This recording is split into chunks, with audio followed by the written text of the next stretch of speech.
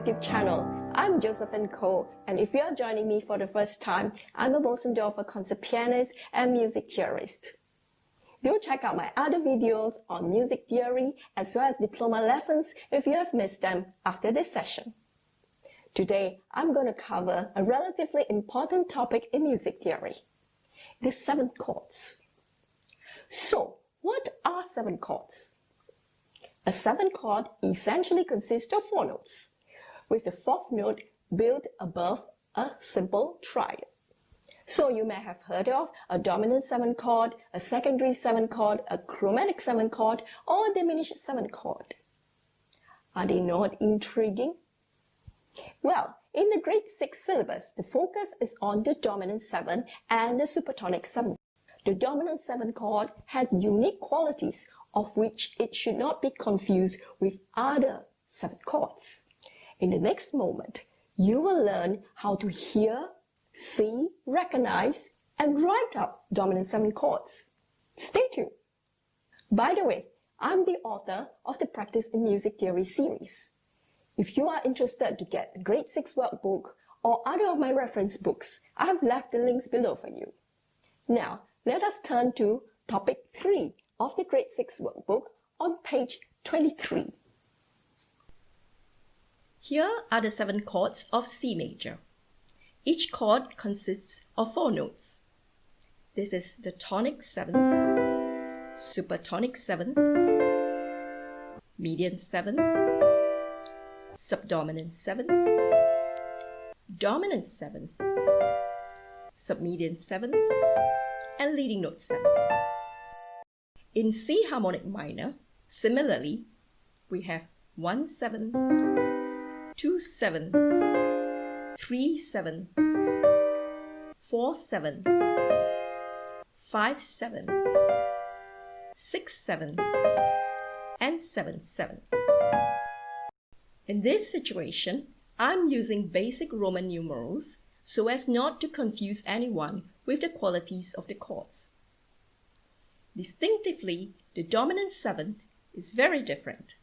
It is the only chord in harmonic vocabulary, whether in the major or minor key, to be a major triad with a minor 7th above the root. Here we have the dominant 7 chords of C major and C minor. Notice that they both sound the same in the major and the minor key.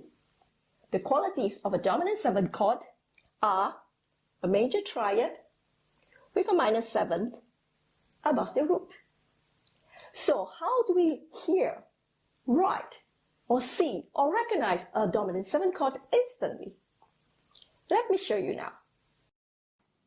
So in the key of C major,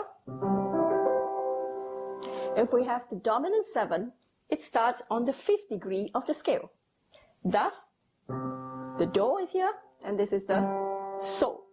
So the dominant 7 is a major chord, and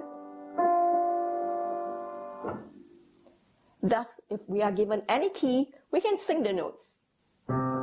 Do, a perfect 5th above for the dominant, So, and then you form the dominant 7 chord.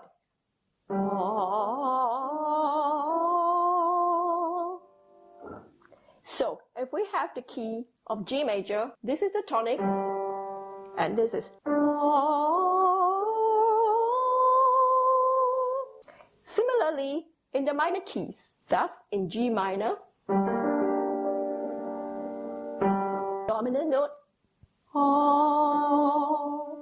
dominant 7,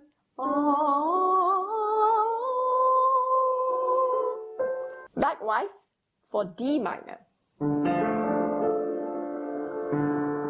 forming dominant 7,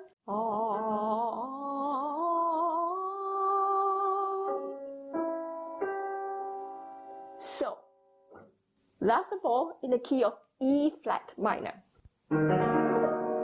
This is E flat minor, tonic note, dominant note, So, forming a dominant 7 from this note.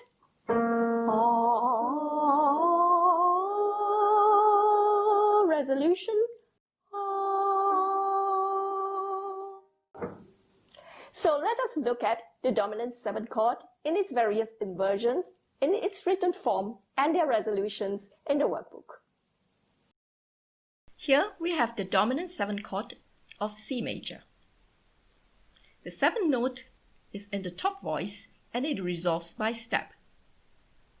Notice that the leading note rises to the tonic. This forms a perfect cadence with a 5-7-1. In this progression, the dominant 7, the 7th note is in the alto voice and it falls by step. The 5-7 to 6 progression forms an interrupted cadence. The dominant 7 chord can be written or played in various inversions.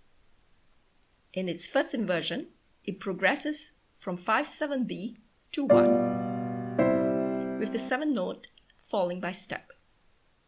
5-7C also has the same 4 notes, with the 7th note now in the alto voice falling by step. In the third inversion, it is written as 5-7D. The 7th note is in the bass and it progresses to 1B. Here are 2 interesting exceptions. 5-7C progresses to 1B. The 7th note in this case rises to the dominant of the key. In 1B, the chord is doubled C, E, G, G. The tonal degree G is being doubled to ensure smoothness within all the parts. In this example, 5-7 progresses to 1, with the dominant going to tonic, the leading note going to tonic, and the 7th falling by step. The soprano voice has a melodic line that goes to the tonic as well. In this case, there are 3 roots, 1/3, and the 5th is being omitted.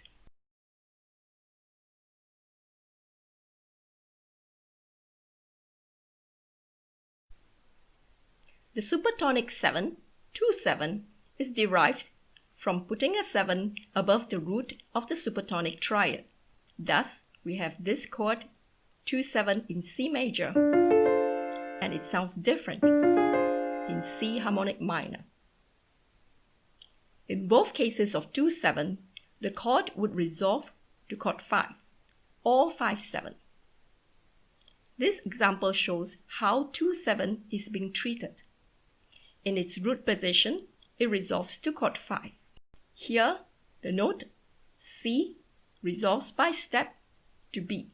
The 7th note is prepared and resolves by step. In this instant, the 7th note is in the soprano part and it falls by step. Like the dominant 7 chord, 2-7 can be used in various inversions, usually 2-7B and 2-7D. The C inversion is usually not used. Similarly, you have the note D, F, A, C, which is the 7th note, being prepared and it falls by step. In the D inversion, which is the 3rd inversion, the note C is in the bass and it falls by step, being prepared by the chord before it. To round up today's lesson, let me show you how to do an exercise on page 26. Here is a progression of 1B to another chord that resolves to chord 5-7. If we look at the notes, these are G, B flat, D, and F. Thus, this is a 2-7 in the root position. Bearing in mind that the 7th note of the chord 2 needs to resolve. The chord 1B can be written this way: F, F, A, C. With chord 5-7, we would have C in the bass, in the root position, the resolution of the F to E, and we can have G and B flat. This is one possible solution, and we have to check for consecutive fifths and octaves between the notes. So this is an octave, this is a fifth, this is a fifth, this is a fifth, and so on. So we make sure that there are no pairs of consecutive fifths or octaves between the same voices. Let me show you another solution. In this case, the seventh note, F, again resolves to E. We can keep the note C, E, G, B flat in the soprano voice. And instead of taking a G here, we can double the root of the 5/7 chord. Thus, C, C, E, omitting the fifth and having the seventh note, B flat, in the top voice instead. I hope you find today's lesson interesting and enlightening. Do give me a thumbs up and subscribe to my channel below. I look forward to seeing you in the next lesson on topic 4, realizing figure bass for 7 chords.